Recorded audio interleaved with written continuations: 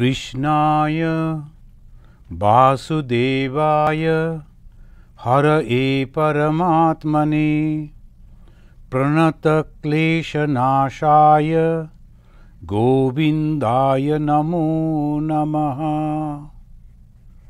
हे कृष्ण करुणा सिंधु दीनबंधु जगत्पते गोपेश गोपिका कांत राधाकांत नमोस्तुते।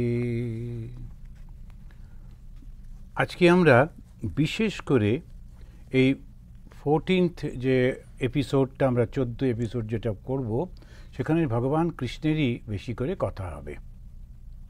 সেজন্য কৃষ্ণকে প্রণাম করলাম। এই আমরা শুরু করেছি প্রায় 1 বছর হয়ে গেল। 14টা মানে হচ্ছে প্রতি মাসে একটা করে, মাঝখানে 2 মাস বন্ধ, জানুয়ারি ফেব্রুয়ারি করে এখন প্রায় 1 বছর হয়ে গেল। আমরা নৈমিষারণ্যে সেই ঋষিরা বসে আছেন, মুনিরা বসে আছেন, তারা খুব আগ্রহের সঙ্গে সুতোর কাছ থেকে গল্প শুনছেন যে মাতা কুন্তির প্রার্থনা এবং কৃষ্ণের আশীর্বাদ ইত্যাদি শুনে ঋষিরা খুব খুশি হলেন। ঋষিরা তখন তারা খুব শুনতে চাইছেন কৃষ্ণের গল্প। এটা একটা খুব ইম্পর্ট্যান্ট।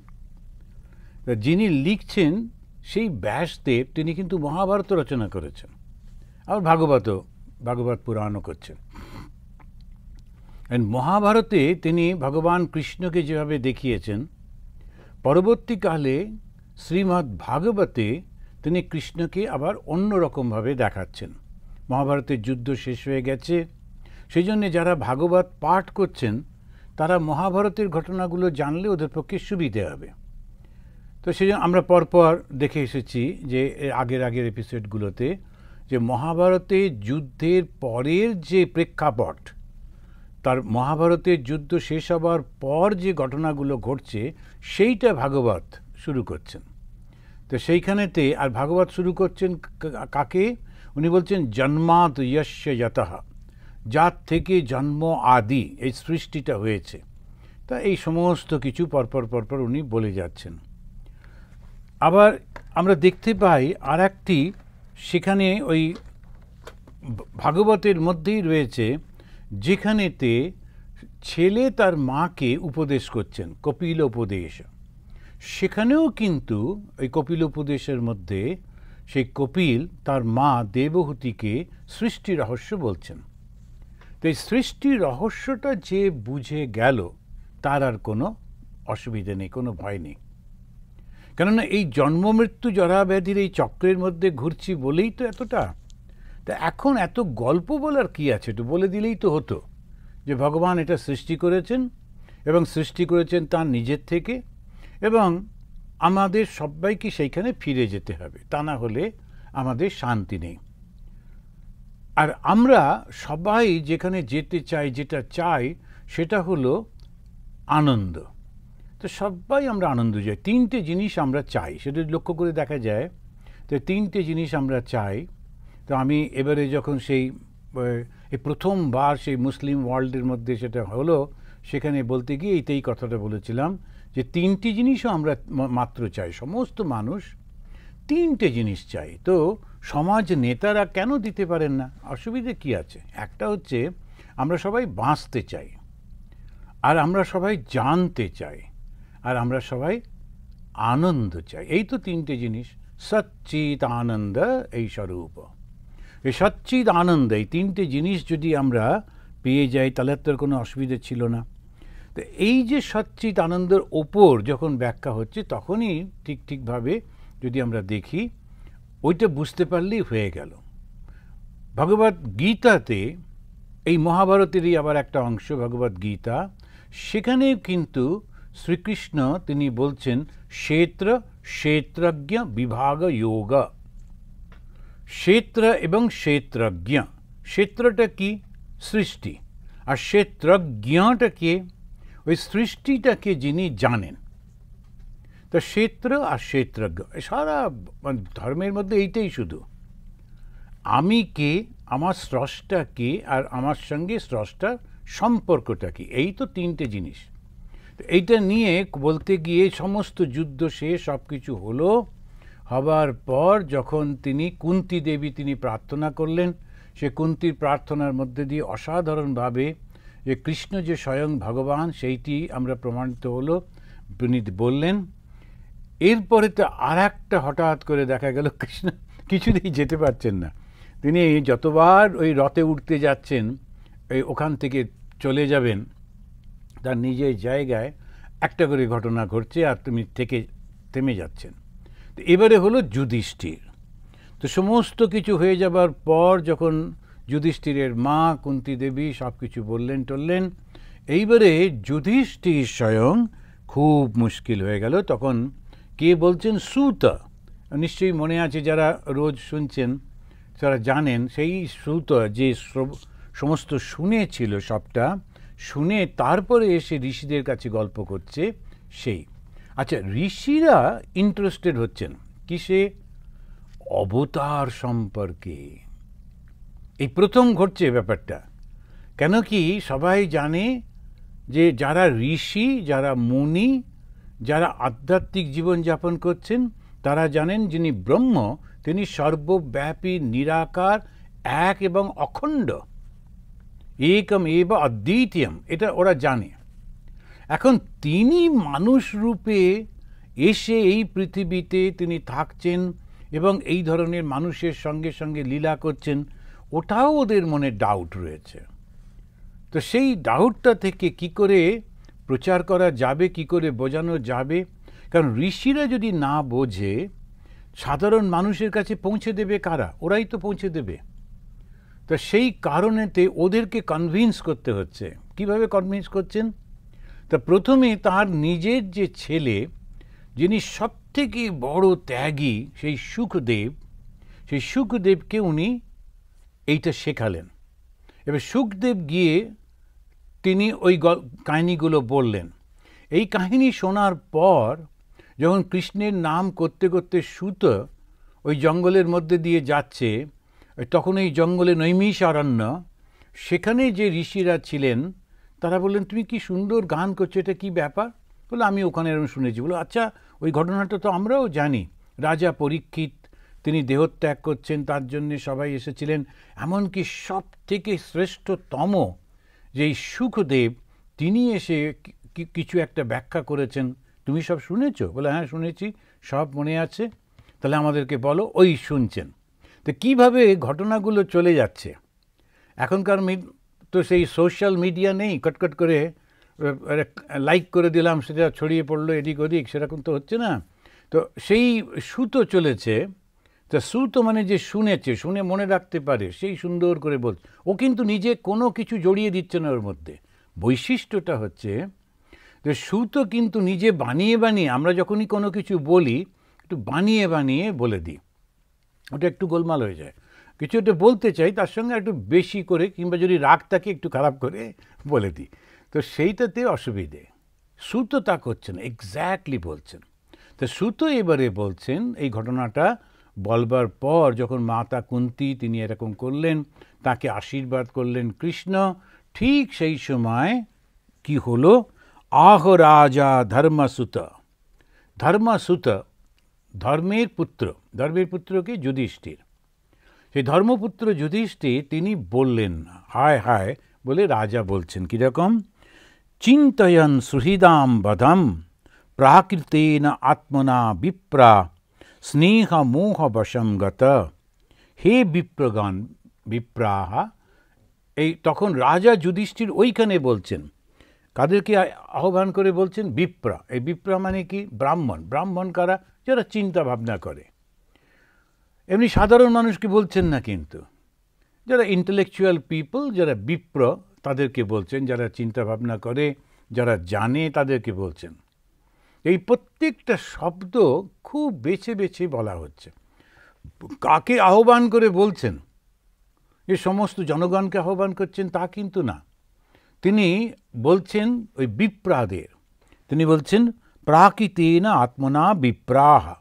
বিপ্রাহা সংস্কৃতে যখন এই শ্লোকগুলো করে, তখন এমনভাবে বসিয়ে বসিয়ে দেয়, ওটাকে আবার এখান থেকে ওখান থেকে নিয়ে একটা ঠিক লাইনে বসাতে হয়।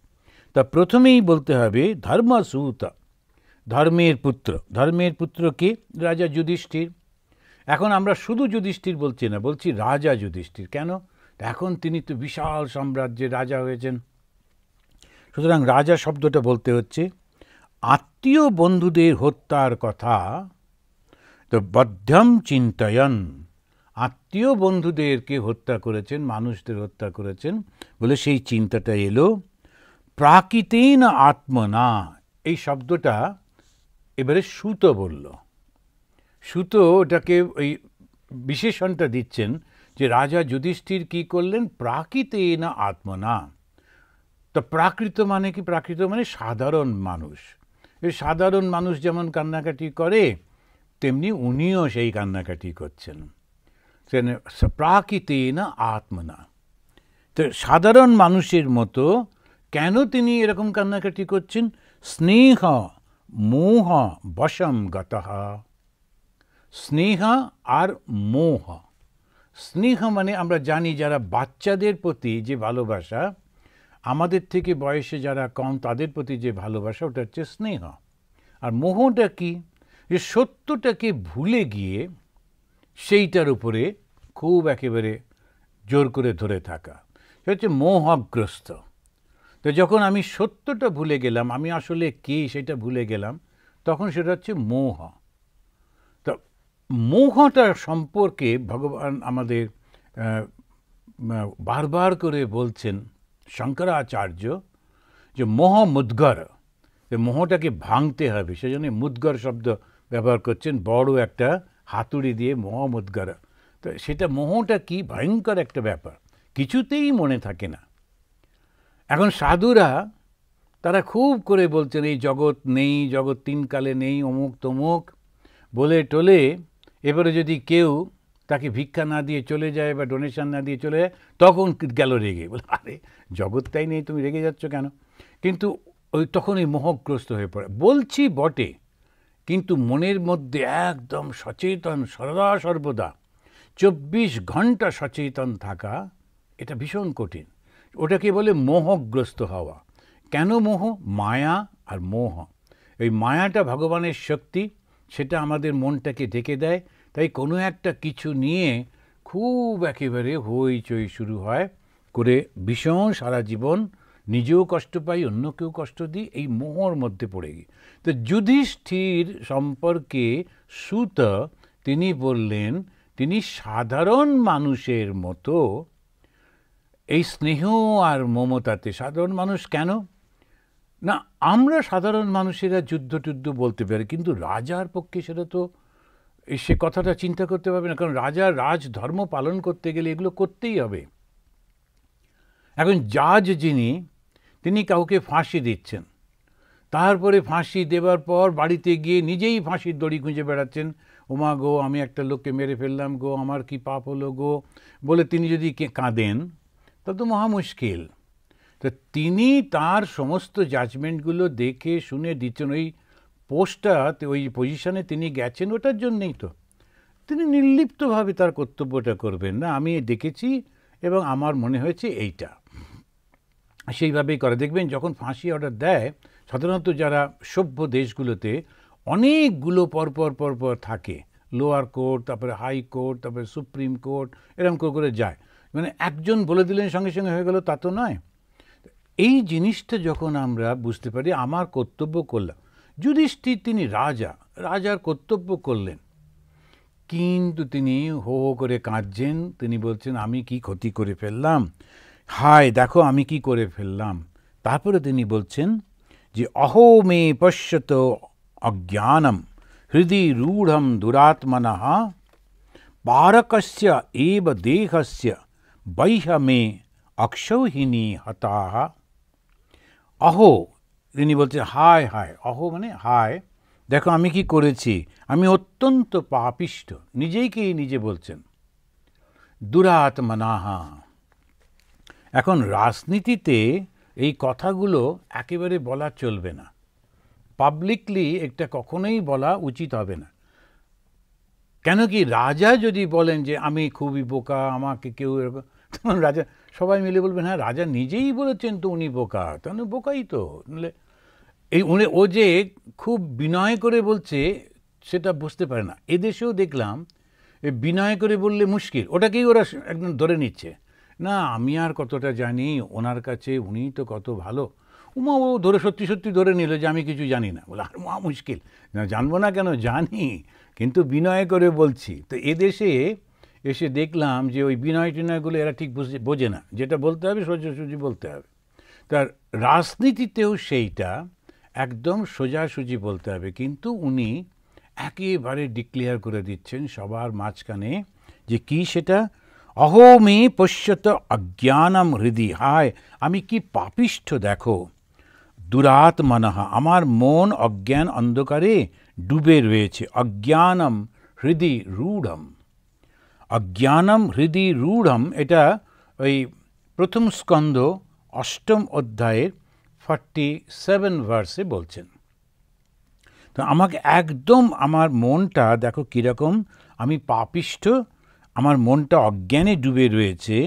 তোমরা সবাই দেখো, পশ্যত, মারা যাবার পর যে শরীরটা শেয়াল কুকুরের খাদ্য, সেই পারকস্য এব দেহস্য, পারকস্য মানে হচ্ছে শেয়ালের ভক্ষ, সে বা নিচু এই যে পশুগুলো যারা খায়, পারকস্য এব দেহস্য, এই যে শরীরটি যেটা আমাদের শেয়াল কুকুরের ভোজ্য, সেই শরীরটার জন্যে আমি কত অক্ষয়হীনী সেনা মেরে ফেললাম। তো অক্ষয়হীনী এই শব্দটা যে ব্যবহার আগের দিনে আমরা আলোচনা করেছিলাম, তো প্রায় 2,18,700 নিলে একটা অক্ষয়হীনী, এরকম অনেকগুলো অক্ষয়হীনী তিনি মেরেছেন, মানে বেশ কয়েক লক্ষ লোককে তিনি মেরে ফেলেছেন। তো সেটাতে ওনার খুব দুঃখ হয়েছে, হয়ে উনি একা একা কি এত মেরেছেন তা নয় হয়তো, তার কারণ ওই যে তিনি তো রাজা, তার নেতৃত্বে তো যুদ্ধ হচ্ছে, তাই যত লোক মারা গেছে সবার দায়িত্ব তিনি নিজের কাঁধে নিচ্ছেন এবং বলছেন দেখো আমি কীরকম, এই যে শরীরটা যেটা শেয়াল কুকুরে খাবে মারা যাবার পর, সেটার জন্য আমি এত বড় পাপ করে ফেললাম।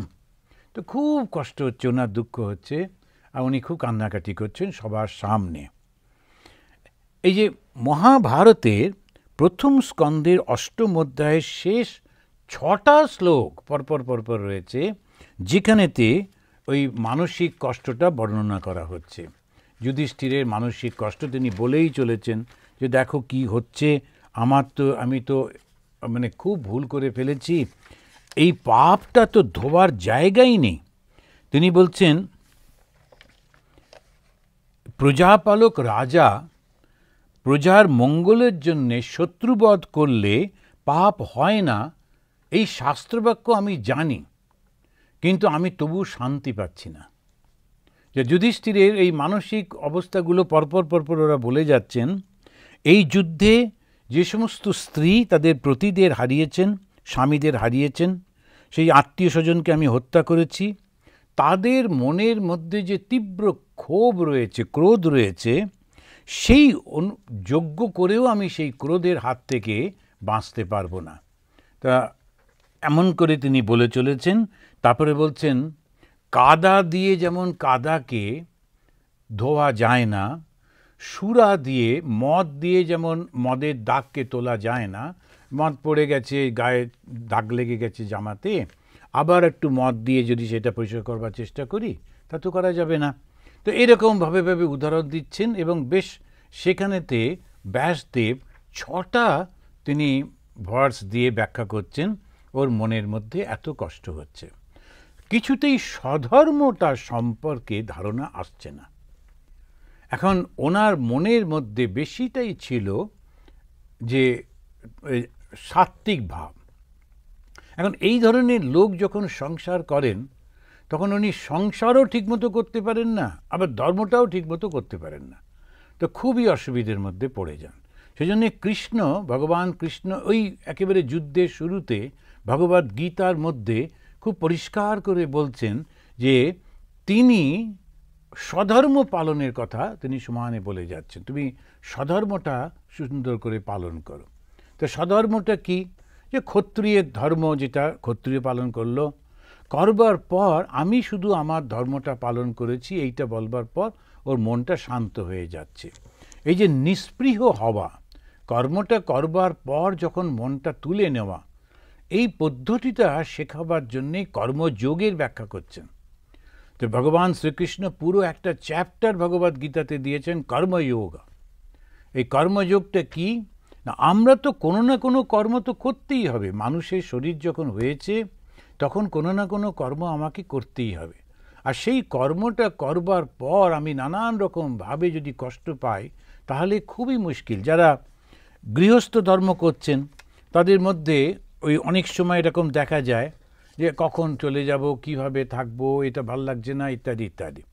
আবার তারাই যদি সন্ন্যাস ধর্মে আসেন, কিছুদিন থাকার পর তারাও আবার বলবেন না এটা ভাল লাগছে না, এখানে এরকম হচ্ছে, নানান রকম। ওই ভালো না লাগাটা ওদের ভেতরেই রয়ে গিয়েছে। তো যেখানেই যাবেন সেখানেই মনে হবে ভাল লাগছে না। তো সেই জন্যে ওই কর্মটা যেটা করছি, আমার যে কর্তব্য কর্ম, সেটা আমি সুন্দর করে করলাম। তারপরেতে মনটা থেকে ওটাকে সরিয়ে দিলাম যে আমার সামনে এটা ছিল, আমি করে দিয়েছি, আমার আর কিছু করার নেই। যুধিষ্ঠির জানেন কত চেষ্টা করা হয়েছিল যুদ্ধটা বন্ধ করবার জন্যে।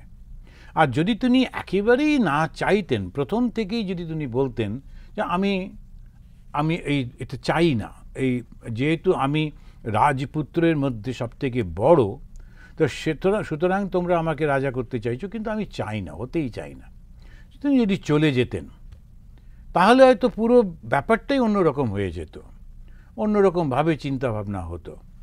কিন্তু তিনি সেটা করলেন না। তিনি তার ওইখানে থাকলেন, যুদ্ধের জন্য প্রস্তুতি নিলেন, বন্ধুবান্ধব জোগাড় করলেন, অস্ত্রশস্ত্র জোগাড় করলেন, তারপরে যুদ্ধেতেও গেলেন। তবে যুদ্ধর মানে কি? যুদ্ধ মানে তো আর ভোজ খাওয়া নয়, যুদ্ধ মানে তো হিংসা।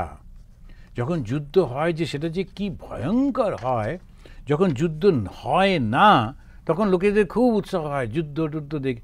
তারপরে সৈন্যদের মার্চ করতে দেখলে সব খুবই আমরা খুশি হই, কেমন স্মার্টলি, এরকম চেহারা টেরাগুলো শক্ত শক্ত, কেমন স্মার্টলি মার্চ করছে। কিন্তু জানি না ওরা যখন বন্দুক নিয়ে আক্রমণ করে কীরকম ভয়ঙ্কর হয়। কোনো সাধারণ মানুষের জন্য কোনো কিছু করার উপায় নেই। তো যুদ্ধ মানেই সেটা, তুমিই তো চাইছো যুদ্ধটা।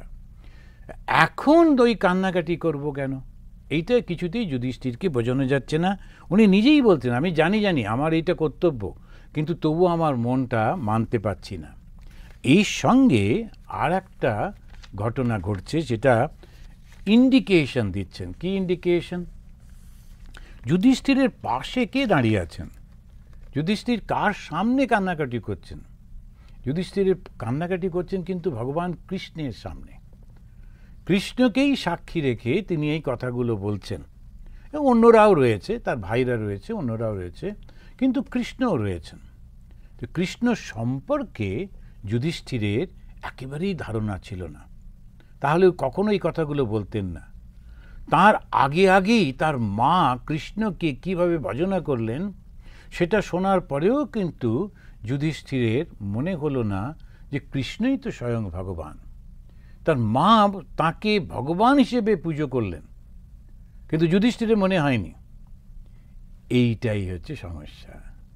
স্বয়ং ভগবান পাশে দাঁড়িয়ে আছেন, স্বয়ং ভগবান এত কিছু করছেন। সেই জন্যে নবম অধ্যায়টা শুরু হচ্ছে।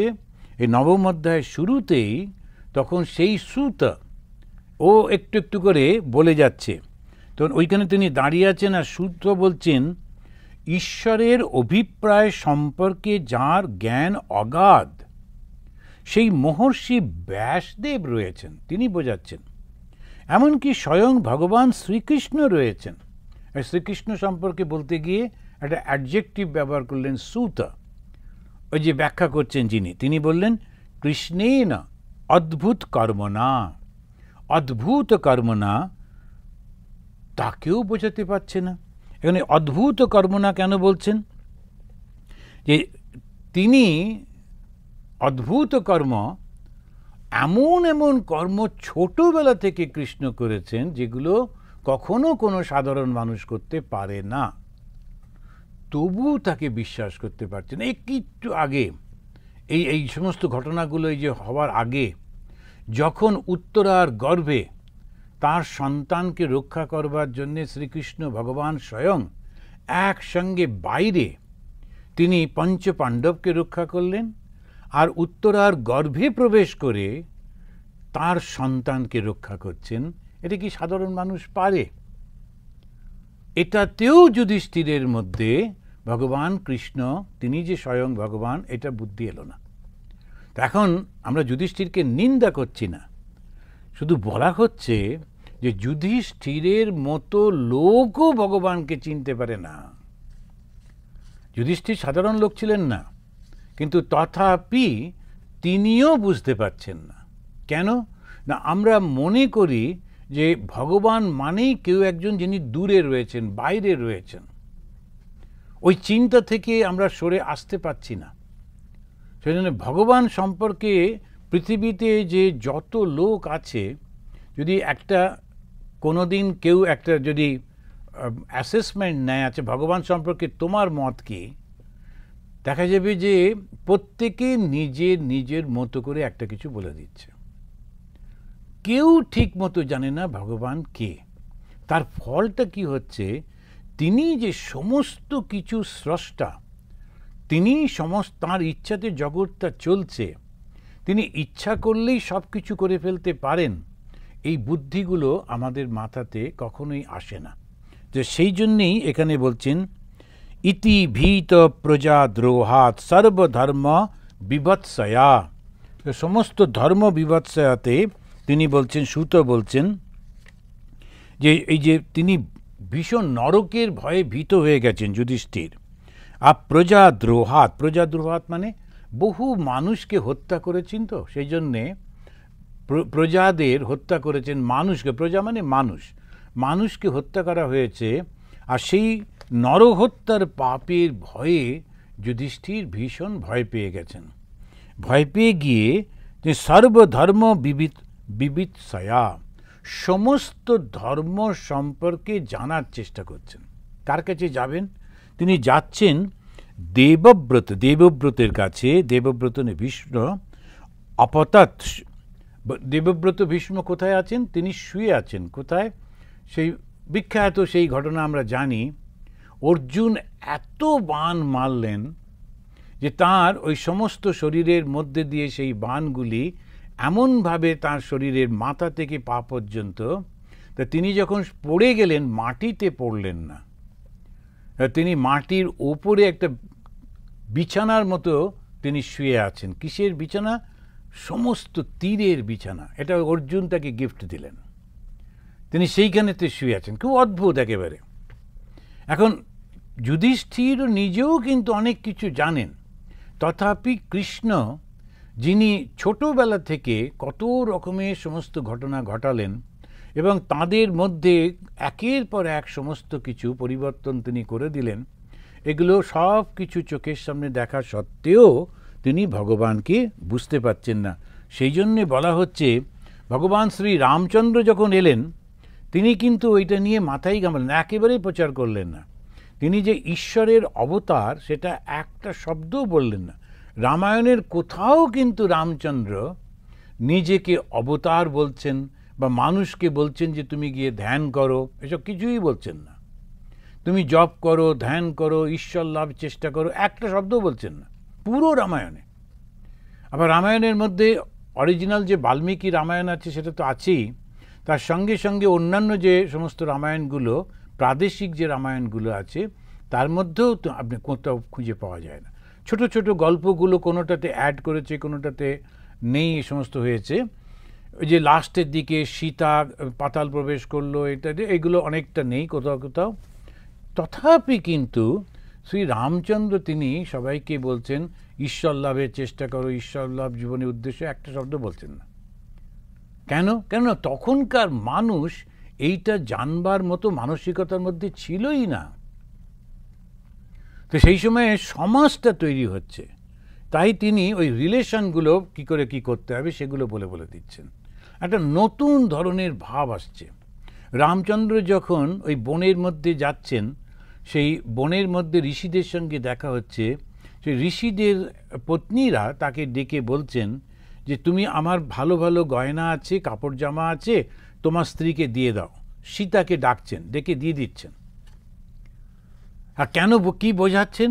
বলছে আমরা এটা ব্যবহার করিনি, কেননা আমাদের ঋষি বা এই ধরনের চিন্তার মধ্যে দিয়ে যেতে হয়েছে। তা একটা টাইম ছিল সত্য যুগে যখন আবিষ্কার করার খুব প্রয়োজন ছিল। সেই আবিষ্কার করবার জন্যে তারা সবাইকে, যারাই শিক্ষিত ছিল, বুদ্ধিমান বুদ্ধিমতী, প্রত্যেককে দায়িত্ব ছিল তোমরা রিসার্চ করো, এবং প্রত্যেকেই তারা রিসার্চ করতেন। আপনারা এখনও জানেন কখনো কখনো গভর্নমেন্ট থেকে খুব টাকা স্যাংশন করে রিসার্চের জন্যে, কখনো কখনো টাকা গ্র্যান্ট স্যাংশন হয় না রিসার্চের জন্য। কেন না, গভর্নমেন্ট মনে করছে আর এই রিসার্চটার দরকার নেই।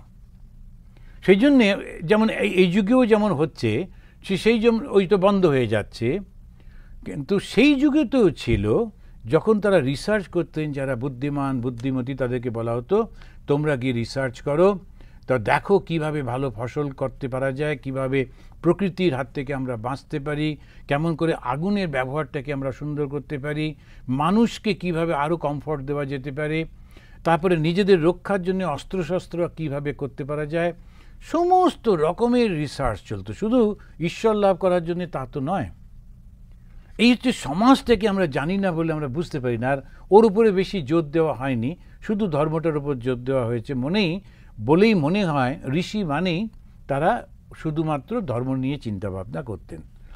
ধর্ম মানে সব রকমের নিয়ে করতেন। এখন এই মা সীতা যখন যাচ্ছেন তখন মেয়েদের আর একটা দায়িত্ব আসছে। রামচন্দ্র এসে গেলেন, সত্যযুগের ঠিক পরে শ্রীরামচন্দ্র এলেন, ভগবান স্বয়ং, তিনি তাঁর শক্তি সীতাকে নিয়ে যাচ্ছেন। এবারে মেয়েদেরকে দায়িত্ব দেওয়া হচ্ছে, আর রিসার্চ করতে হবে না, কারণ রিসার্চে যেগুলো আমাদের দরকার ছিল বেশিরভাগ পেয়ে গেছি, এখন তোমরা সমাজটাকে তৈরি করো। তা একটা ছিল ব্রহ্ম জানা এই মহিলারা, আর একটা এবারে হচ্ছে পতিব্রতা। এবারেতে আর একটা ধর্ম মেয়েদেরকে বলা হচ্ছে, এবারে তোমরা সংসারটাকে দায়িত্ব নাও, কারণ সংসারটা না হলে সমাজের থাকবে না। এই একটা করে করে পরিবর্তন রামচন্দ্র ওই দায়িত্বটা নিয়ে করলেন। সংসারটা কেমন হওয়া উচিত, ভাইয়ের সঙ্গে ভাইয়ের রিলেশন, তারপরে অমুক তমুক সমস্ত। কৃষ্ণ যখন এলেন, তিনি এসে রাজার কর্তব্যটা কি হওয়া উচিত সেটা সম্পর্কে সুন্দর করে চেষ্টা করলেন, সেটা সম্পর্কেই তিনি বলছেন। কিন্তু সঙ্গে সঙ্গে তিনি এই মহাভারতে এই গীতার মধ্যে দিয়ে, সেজন্যে আমাদের একটা খুব শব্দ ব্যবহার করা হয় গীতা মুখ। ভগবদ গীতার যেন একটা ভগবান কৃষ্ণের ওই মুখটা হচ্ছে ধর্মের। তো ভগবান শ্রীরামকৃষ্ণদেব বলছেন গীতা হচ্ছে সমস্ত ধর্মের সার গ্রন্থ।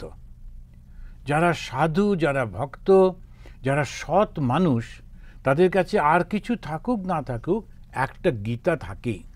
আর তিনি বলছেন সাধুদের কাছে কিছু না থাকুক একটা কমণ্ডলু আর একটা গীতা থাকে।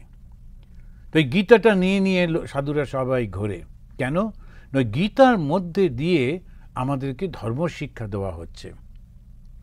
এই ধর্ম শিক্ষার এই অসাধারণ সুন্দর এই ভাবটা আমরা গীতার মধ্যে পাচ্ছি, ভগবান কৃষ্ণ বলছেন। আর সেটা তিনি বলেছেন, যদিও আমরা মনে করতে পারি সেই সময়টা এতভাবে প্রচারিত হয়নি। সুতরাং যুধিষ্ঠির কি করে জানবে অর্জুনকে উনি কি বলেছিলেন, এবং সেইটা ব্যাসদেব যে লিখে রেখেছেন, ব্যাসে না গতিতাম পুরাণ মুনিনা। আমরা গীতা পাঠ করবার সময় তো ওটা পাঠ করি। তো সেটা যখন যে কৃষ্ণ যখন অর্জুনকে বোঝাতে যাচ্ছেন তখন সেটা লিখে রাখছেন কি ব্যাসদেব। হতে পারে যুধিষ্ঠির সেই সম্পর্কে, কেন সমসাময়িক তো তিনি জানেন না, কিন্তু কৃষ্ণের ক্ষমতা সম্পর্কে তো ধারণা ছিল, তবু তিনি বুঝতে পারলেন না। ধর্মের পুত্র, অর্থাৎ তার মধ্যে ভালো ভাবটা এত কিছু থাকা সত্ত্বেও তিনি ঠিক তাকে ধরতে পারলেন না। তো সেই কারণটা ভগবান শ্রীরামকৃষ্ণদেবও বলছেন, বাউলের দল এলো, নাচলো, গাইলো, চলে গেল, লোকে বুঝতে পারল না। এখন এই বাউলের দলে একটা উদাহরণ দিচ্ছেন যে ভগবান স্বয়ং এলেন, সবার মধ্যে থাকলেন, কথা বললেন, নাচ গান করলেন, কিন্তু তাকে কেউ চিনতে পারল না। ভগবদ গীতাতে ভগবান কৃষ্ণ বলছেন অবতারকে জানা ভীষণ কঠিন। অবজানন্তি মাম মূঢ়া মানুষীম তনুমাশ্রিতম। এই মানুষের শরীর নিয়ে যে ভগবান এসেছেন তাকে জানা অত্যন্ত কঠিন। অবজানন্তি মাম মূঢ়া মানুষীম তনুমাশ্রিতম পরম ভাবম অজানন্ত মম ভূত মহেশ্বরম। আমার যে ভাবটা তারা বুঝতে পারে না। তো কৃষ্ণ ভগবান সে পাশেই দাঁড়িয়ে আছে, কিন্তু এই যুধিষ্ঠির তাকেই বলছে না না আমার মনটা শান্ত নেই, আমি বুঝতে পারছি না কি করব না করব। এই যে আমরা বলি না যে আচ্ছা ভগবান দর্শন হবে, তো দর্শন হবে মানে কি? ভগবান যদি পাশে এসে দাঁড়িয়ে থাকে তাহলেও তো বুঝতে পারে না। যদি ভগবান নিজে তিনি দেখা না দেন তখন বোঝা ভীষণ কঠিন। তা মায়াটা এমন, কিছুতেই ধরা দিতে চান না, কিছুতেই বুঝতে দিতে চান না। কেন না? আমার নিজের মনের মধ্যে ওই ভাবটা নেই তো। আমি তো মনের মধ্যে রয়েছে আমি সব জানি, আমি সব বুঝি। যেমন এক্ষুনি শুনলাম এই যুধিষ্ঠির তিনি বলছেন না না জানি যে রাজার যে কর্তব্য তাকে যুদ্ধ বিগ্রহ দরকার, সেগুলো সব আমি জানি, তবু আমার মন শান্ত হচ্ছে না। তার মানে কি? ও নিজেই ঠিক করে নিয়েছে যে আমি শান্ত হব না। এখন কি করবেন? তো ভগবান পাশে দাঁড়িয়ে আছেন, তিনি বলছেন। ব্যাসদেব তিনি জানেন ভগবানের লীলা, তিনি বোঝাচ্ছেন, তবু যদি শান্ত না হয় তখন কি হবে? তখন ও যাচ্ছে যে না আমি ওই ছোটোবেলায় ছুটে ছুটে যেত তার সেই পিতামহের কাছে, ওই পিতামহের কাছে ছুটছে, ওখানে গিয়ে যাচ্ছেন। তা কৃষ্ণ ওই সুত তিনি বোঝাচ্ছেন এই কাহিনী। পাপের ভয়ে যুধিষ্ঠির কি করলেন জানো? পাশেই স্বয়ং কৃষ্ণ দাঁড়িয়ে রয়েছেন, তবু তিনি সরসজ্জায় কুরুবৃদ্ধ পিতামহ দেবব্রতকে দেখার জন্যে যাচ্ছেন। তা ওই প্রথম স্কন্ধ এই প্রথম নবম অধ্যায়ের প্রথম শ্লোকটাতেই বলছেন ইতি ভীত প্রজাদ্রোহাত। অনেক নরহত্যার জন্যে পাপে ভীত সর্বধর্ম বিবিৎসয়া। এখন কি করব আর আমি কি করব না এইটা আমাকে জানতে হবে। এত লোক মারা গেছে, সমস্ত আত্মীয় স্বজন চলে গেছে, এখন আমি কি করব, কি করা উচিত আমার? যাগযজ্ঞ করে এই পাপটা ধোবো না করবোটা কি? কার কীরকম কি হবে, তা কার কাছে যাব? তত বিনাশনম প্রাগাত। তখন সেই জন্যে কোথায় তিনি যাচ্ছেন? একটা শব্দ ব্যবহার করছে বিনাশনম। বিনাশনম মানে কুরুক্ষেত্র। সমস্ত বিনাশ হয়েছে, ধ্বংস হয়েছে, মৃত্যু হয়েছে, সেই জন্য ওই ক্ষেত্রটার নাম ওই বলা হলো বিনাশনম। প্রাগাত তিনি গমন করলেন। কোথায় গমন করলেন? যত্র দেবব্রত অপতত। যেখানে দেবব্রত, দেবব্রত মানে হচ্ছে ভীষ্ম, তার নাম হয়েছিল দেবব্রত, কিন্তু তিনি তখনকার দিনে একটা ভীষণ কঠিন প্রতিজ্ঞা নিয়েছিলেন, সেই জন্য তার নাম হয়েছিল ভীষ্ম। কি প্রতিজ্ঞা নিয়েছিলেন? তিনি প্রতিজ্ঞা নিয়েছিলেন আমি বিবাহ করব না এবং আমি এই কুরুবংশকে সর্বদা রক্ষা করব। এটা তার পিতা, আমরা জানি সেই কাহিনী। তার পিতা যখন দ্বিতীয়বার বিয়ে করতে যাচ্ছেন, তখন যে যাকে বিয়ে করবেন তার বাবা খুব চালাক লোক, তিনি বললেন না না আমার মেয়েকে তো বিয়ে করবে, কিন্তু আমার মেয়ে তো সাধারণ ঘরের মেয়ে, তো জেলেদের ঘরের মেয়ে, তো ওকে তুমি এখন ভাল লেগেছে নিয়ে যাচ্ছ বটে, তারপরে তো দাসীবাদী হয়ে থাকবে, তো আমার মেয়ের যারা ছেলে হবে তারা কোনো দিন রাজত্ব পাবে না। ভীষ্ম টিষ্ম রয়েছে, তোমার আগের গঙ্গাপুত্র ভীষ্ম রয়েছে, আমার মেয়ের যে ছেলেরা হবে তারা তো রাজত্ব পাবে না, তা আমি কেন বিয়ে যাব? তখন একটা জিনিস বুঝতে পারা যায় যে তখনকার দিনে সমাজে মেয়ের বাবাদের কিন্তু খুব কমান্ড ছিল। তারা এমনকি রাজাকে বলছে যে আমার মেয়ের বিয়ে তোমার সঙ্গে দেবো না, এই কন্ডিশন যদি ঠিক না করো। তো এইগুলো আমি কেন বলছি, যে সমাজের একটা ছবি ওখান থেকে পাওয়া যায়। রাজা জোর করতে পারতেন, কিন্তু তিনি করছেন না। এটা হচ্ছে ধর্ম। রাজা জোর করছেন না, তা তিনি যাচ্ছেন। এইবারে সেই মেয়েটির বাবা বলছেন কন্ডিশন দাও। তখন ওর বাবা না না না, সে কী করে হয়, আমার বড় ছেলে। এবার বাবার খুব মনে দুঃখ, আর কোনোদিন বিয়ে হবে না, কারণ এইটা তো সম্ভব না। এবার ওই ছেলে যখন দেখলো যে বাবা সবসময় আনন্দে থাকেন, এখন কি হলো, খবর টবর নিয়ে যখন দেখলো এই জন্যে, তখন উনিই চলে গেলেন ওদের বাড়িতে, গিয়ে বললেন শোনো, আমি সেই দেবব্রত, আমি প্রতিজ্ঞা করছি কোনো দিন বিয়ে করব না। তা এখন আমাদের বহু মানুষ বিয়ে না করে থাকেন, ব্যাচেলার প্রচুর আছেন, পুরুষ নারী। তখনকার দিনে এটা অসম্ভব ছিল। এখনও উত্তর ভারতের দিকে যদি দেখেন, যে ওখানে বিয়ে না করাটা একটা ভয়ঙ্কর পাপ। দক্ষিণ ভারতেও প্রচুর মানুষের মধ্যে এই ধারণা রয়েছে যে যারা সন্ন্যাসী হয়ে যায় মানে খুব ভয়ঙ্কর হয়ে গেল, ওই পরিবারটা সব নষ্ট হয়ে গেল, ইত্যাদি ইত্যাদি, খুবই পিকুলিয়ার আইডিয়াগুলো। সমাজ যখন এগিয়ে এগিয়ে যায় ওইটা এগোতে পারছে না। আর তখনকার দিনে এটা ছিল 4টে ভাগে ভাগ ছিল সমাজটা, আর 4টে ভাগের মধ্যে ছিল প্রথম ব্রহ্মচর্য, গার্হস্থ, বানপ্রস্থ, তারপরে সন্ন্যাস। সন্ন্যাস মানে সব ত্যাগ করে চলে যাওয়া। কিন্তু ওই দ্বিতীয় যেটা যে তোমাকে গার্হস্থ জীবন যাপন করতে হবে, ওটা করতেই হবে, ধর্মের মধ্যে পড়ে। কিন্তু ভীষ্ম প্রতিজ্ঞা করলেন আমি গার্হস্থ জীবন যাপন করব না, আমি বিবাহ করব না, কিন্তু আমি থাকব, আমি সন্ন্যাস নিয়ে চলে যাব না, আমি থাকব এবং এই পরিবারটাকে রক্ষা করব। তাতে ওই জগতে সমস্ত দেবতারা তারা পুষ্পবৃষ্টি করেছিলেন, ইত্যাদি ইত্যাদি, এসব বর্ণনা রয়েছে। কেন? এটা ভীষণ বড় প্রতিজ্ঞা। তো এই প্রতিজ্ঞাটা তিনি ওখানেতে করেছিলেন ভীষ্ম। তো সেই ভীষ্মের কাছে উনি যাবেন, যার নাম ছিল দেবব্রত, পরে হলো ভীষণ প্রতিজ্ঞা যিনি করতে পারেন সেই ভীষ্ম। একে তিনি রাজা, প্রচণ্ড শক্তিশালী, তার মতো যোদ্ধা সেই সময় কেউ ছিল না, তথাপি তিনি বললেন আমি রাজা হব না। আর সমস্ত গুণ থাকা সত্ত্বেও বললেন যে আমি বিবাহ করব না। সুতরাং এইটার জন্যই দেবতারা খুব খুশি হলেন, নাম হলো ভীষ্ম। তো তিনি ওখানে রয়েছেন এবং রাজা তিনি সব চললেন সেখানে। রাজা যেখানে যাচ্ছে তার পারিষদরাও তো সেখানে যাবেই।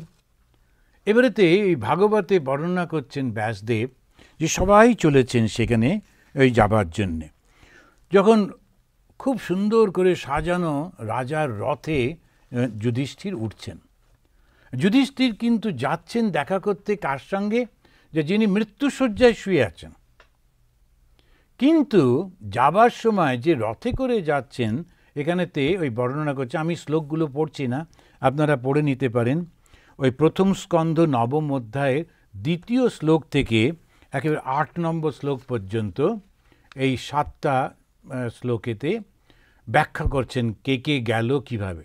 একেবারে খুব সুন্দর করে রাজার রথ মানে সোনা টোনা দিয়ে অসাধারণ একটি রথে করে তিনি যাচ্ছেন।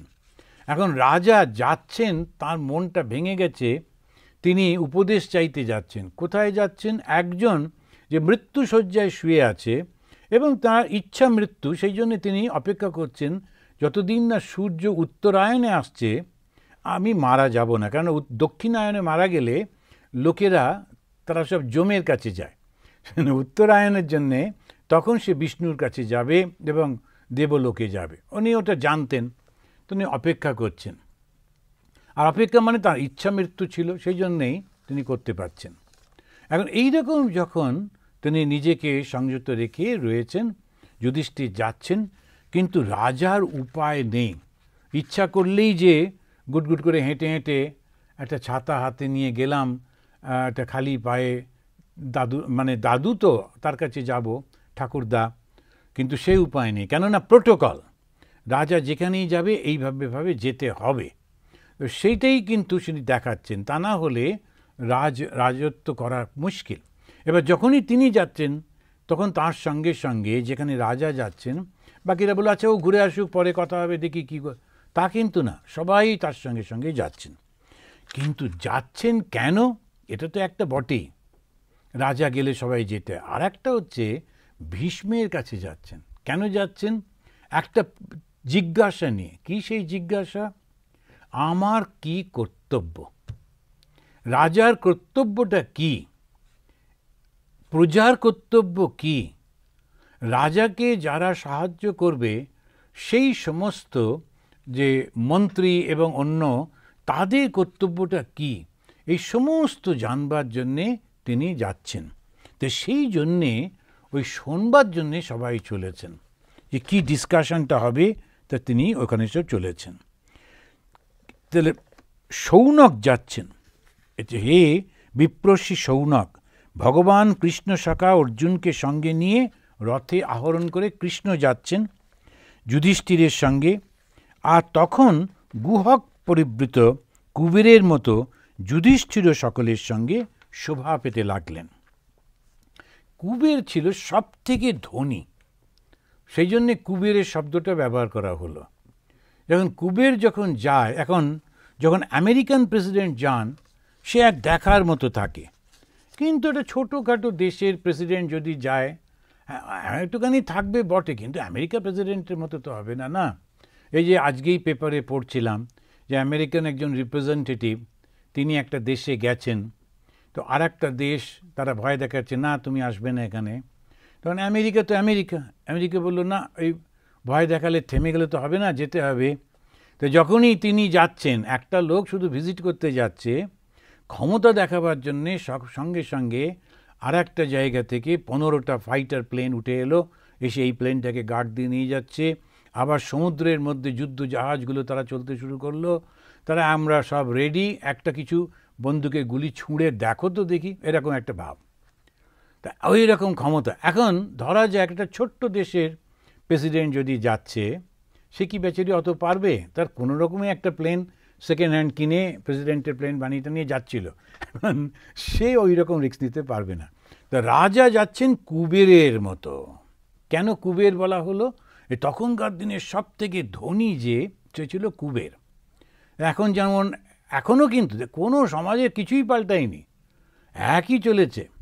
এখনও ধনীদের একটা লিস্ট হয়, কি একটা যেন অর্গানাইজেশন আছে, তারা মাঝে মাঝেই একটা লিস্ট বার করে যে পৃথিবীতে সব থেকে ধনী কে, দ্বিতীয় কে, তৃতীয় কে, এরকম সব থাকে। আর ধনীদের মধ্যে ওইটা একটা বিরাট ব্যাপার যে আমার নামটা কোন জায়গায় রয়েছে, তো দ্বিতীয় তৃতীয় না কোথাও প্রথম থাকতে হবে, ইত্যাদি ইত্যাদি। তো ওই ধনীদের মতো করে তিনি যাচ্ছেন। এই শব্দগুলো কেন ব্যবহার করছেন? যাচ্ছেন একটি মানুষ যে মৃত্যুশয্যায়, কিন্তু তিনি জ্ঞানী, তার কাছ থেকে জ্ঞান আহরণ করতে হবে। কিন্তু সমাজের একটা ব্যবস্থা থাকে, যুদ্ধবিগ্রহ হয়ে গেলেও শত্রুপক্ষ যে লুকিয়ে নেই তা কিন্তু না, শত্রুরাও রয়েছে, এখানে সেখানে থাকতেই পারে, একটা আক্রমণ যদি করে দেয়। সুতরাং ও তাকে গার্ড দিয়ে সবাই যাচ্ছে। এক, দুই, যাচ্ছেন যার কাছে তিনি অত্যন্ত পণ্ডিত মানুষ, তা তিনি কি কথা বলেন ওটা শোনার আগ্রহ কিন্তু সকলের রয়েছে। আর তার মধ্যে কারা কারা যাচ্ছে? ভরত কুলশ্রেষ্ঠ ভীষ্মকে দেখার জন্যে মহর্ষি, দেবর্ষি, রাজর্ষি সকলে উপস্থিত হলেন। 3টে ঋষি শব্দ ব্যবহার হলো, একটা হলো ব্রহ্মর্ষি, দেবর্ষি, রাজর্ষি। ব্রহ্মর্ষি মানে যারা ব্রহ্মজ্ঞান লাভ করেছেন সেই ঋষিরা। তা ঋষি কারা? যারা অন্তরটাকে নিয়ে রিসার্চ করেন, তারা হচ্ছেন ঋষি। তারা দূরদৃষ্টি সম্পন্ন, তারা সমস্ত কিছু জানতে পারেন, সেই ঋষিরা। তো ঋষিদের একটা ডেফিনেশন আছে। তা তিনি হচ্ছে ব্রহ্মর্ষি। আবার তিনি দেবতার, তিনি সঙ্গে সঙ্গে ঋষিও বটে, দেবতাদের মতো কিন্তু সঙ্গে সঙ্গে ঋষিও বটে, তিনি দেবর্ষি। আবার রাজা অথচ ঋষির মতো, যেন রাজর্ষি। যেমন জনক, তিনি ছিলেন রাজর্ষি, তিনি রাজা আবার ঋষি। কেন ঋষি? তার মধ্যে আত্মজ্ঞান পরিপূর্ণভাবে রয়েছে। দেবতা কিন্তু তার মধ্যে আত্মজ্ঞান রয়েছে। আবার ব্রহ্মজ্ঞান সম্পন্ন যারা ঋষি, তাহলে ব্রহ্মর্ষি, দেবর্ষি, রাজর্ষি সকলে যাচ্ছেন। ব্রহ্মার মানসপুত্র নারদ যাচ্ছেন। আবার নারদের ভাগ্নে পর্বত, তিনিও যাচ্ছেন। খুব একটা এই নামটা শোনা যায় না, নারদের ভাগ্নে যে পর্বত, কিন্তু তিনিও খুবই পণ্ডিত ছিলেন, তার নামটা এখানে দিচ্ছে, তিনি যাচ্ছেন। আবার পাণ্ডবদের পুরোহিত ধৌম্য যাচ্ছেন। আর ভগবান বাদরায়ণ তিনিও যাচ্ছেন, ব্যাসদেব স্বয়ং তিনিও চলেছেন। শিষ্য সহ বৃহদ্দশাহ যাচ্ছেন, ভরদ্বাজ যাচ্ছেন, পরশুরামও এসে উপস্থিত হয়েছেন। এখন ছোটোখাটো ব্যাপার না, এরা সমস্ত একটা বিশাল ব্যাপার। এই যে যাদের নাম বলা হচ্ছে তারা তখনকার দিনে এক একজন বিশাল নাম করা মানুষ, তারা সব এসে জড়ছেন।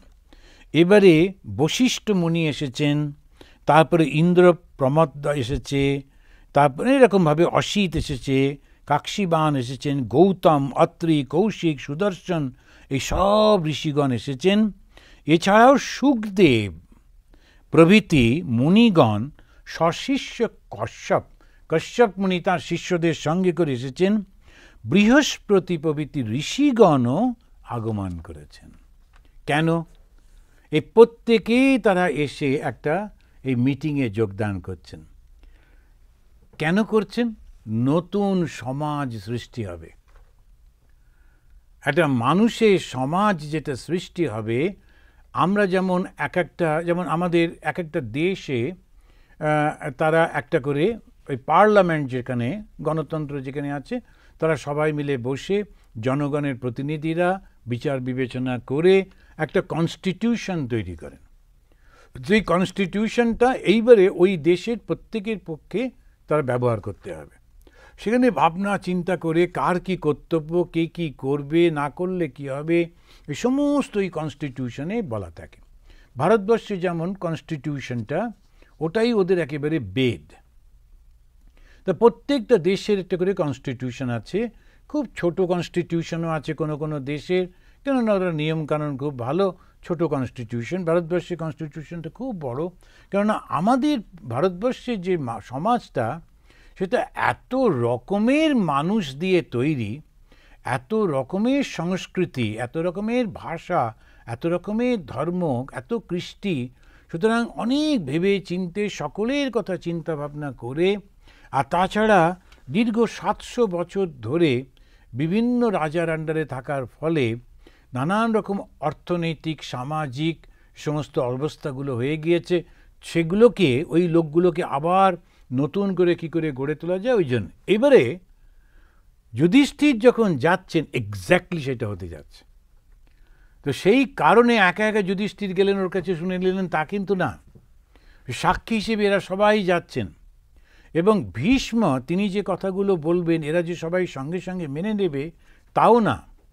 বিচার বিবেচনা হতে পারে, সেখানে আলোচনা হবে, হ্যাঁ, ইত্যাদি ইত্যাদি। আর যারা যারা যাচ্ছেন এরা কেউ কম লোক নয়, প্রত্যেকে নিজের নিজের জায়গায়। সেই জন্যে ওই যে সুত, সে প্রচণ্ড উত্তেজিত হয়ে এই বিরাট বড় একটা লিস্ট দিয়েছে।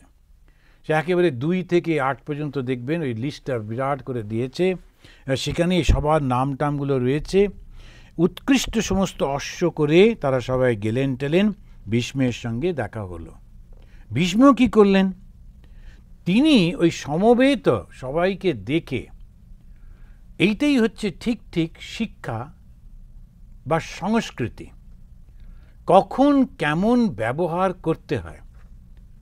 ওরা এসেছে ভীষ্মর সঙ্গে দেখা করতে, কিন্তু ভীষ্ম মৃত্যুশয্যায় শোবার পরেও তিনি জানেন যে ওই দিনই তার প্রাণটা যাবে, তিনি ত্যাগ করবেন ওই প্রাণ কিছুদিন পরেই।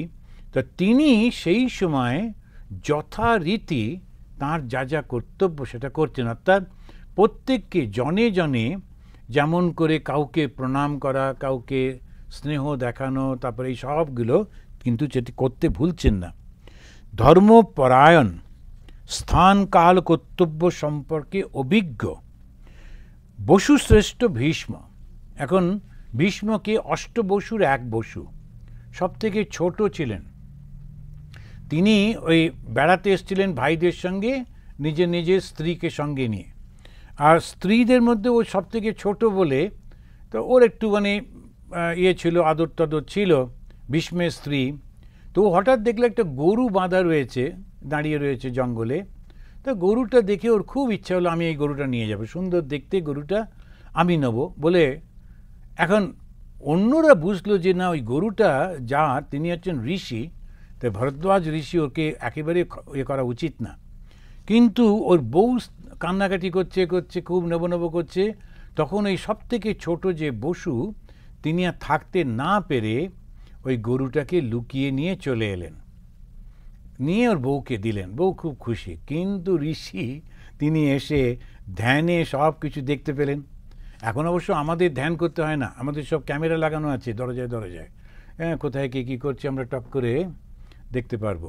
তো এখন ওই তিনি ধ্যানে সব দেখতে পেয়ে তখন তিনি অভিশাপ দিলেন যে তোমাকে মানুষ হয়ে জন্মে এই কষ্টটা করতে হবে, তোমার স্ত্রীর জন্যে তুমি এই পাপ করেছ, সুতরাং তুমি স্ত্রী না পেয়ে এই সারা জীবন থাকতে হবে, তিনি বিবাহ করতে পারবে না, ইত্যাদি ইত্যাদি, এবং একজন নারীর মাধ্যমেই তোমার মৃত্যু হবে ইত্যাদি। এইসব কাহিনীগুলো সব রয়েছে। তো এই ভীষ্ম তিনি সবার সঙ্গে কথা বলবেন। তো আজকে আমাদের সময় হয়ে গেল। ভীষ্ম যে উপদেশগুলো দেবেন, তো সেটাতে দেখা যাবে কেমন করে সমাজ সৃষ্টি হচ্ছে, তো সেইগুলো আমরা এর পরের দিনে আলোচনা করব। তো খুব ভালো লাগলো আপনাদের সঙ্গে আলোচনা করে। কিন্তু এই যখনই আমরা একটা গ্রন্থ পাঠ করছি, তা আশেপাশে যখন আমরা চিন্তাভাবনাগুলো করি, তখনকার দিনে সমাজের ছোট্ট ছোট্ট ছবিগুলো আমাদের মনের মধ্যে ভেসে ওঠে। এটাও খুব ইন্টারেস্টিং। আর ওই ছবিগুলো বুঝতে পারলে আমরা বুঝতে পারবো ভারতবর্ষ কেমন ছিল। তো এই হচ্ছে ভারতবর্ষের চিত্র। এবং আমরা এর পরের বারে যেটা হবে সে ভীষ্মের কথোপকথন, এবং তার সঙ্গে সঙ্গে যেটা পাবো সেই ভীষ্ম যাকে পুজো করতেন তিনিই হচ্ছেন কৃষ্ণ। এতদিন ভীষ্ম বলেননি, কিন্তু এইবারে তিনি বলবেন। তো আমরা এই পরের দিনই শুনব। আসুন আমরা সবাই মিলে 3 বার শান্তি উচ্চারণ করে শেষ করি। ওম শান্তি শান্তি শান্তি। হরি ওম তৎসৎ।